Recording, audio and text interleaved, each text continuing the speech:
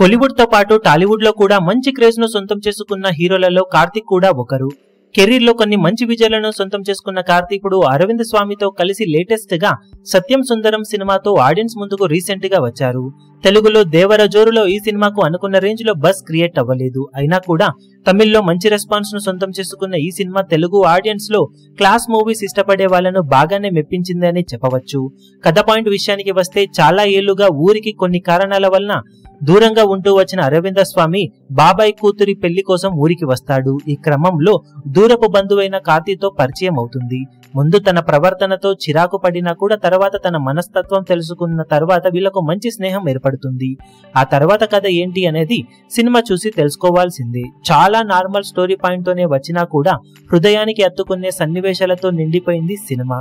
Length కొంచెం ఎక్కువ అవ్వడం, కథ అక్కడక్కడ డ్రాగ్ అయిన ఫీలింగ్ కలగడం లాంటివి మైనస్ పాయింట్స్ అయినా కానీ ఒక ఫ్లోలో వెళ్లిపోయే సినిమా చాలా వరకు ఆకట్టుకునేలా సాగిందని చెప్పవచ్చు.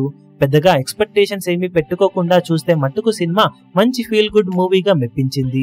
మీకు ఫ్రీ టైం దొరికితే ఖచ్చితంగా ఒకసారి సినిమాను చూసే ప్రయత్నం చేయండి.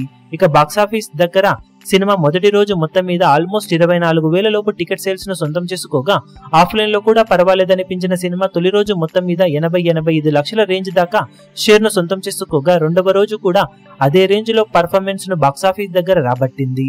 ఓవరాల్ గా 4 కోట్ల దాకా సినిమా వాల్యూ బిజినెస్ రేంజ్ ఉంటుందని అంచనా. అంటే సినిమా డీసెంట్ హిట్ అనిపించుకోవాలి అంటే 4.5 కోట్ల రేంజ్ దాకా షేర్ ను రాబట్టాల్సి ఉంటుంది.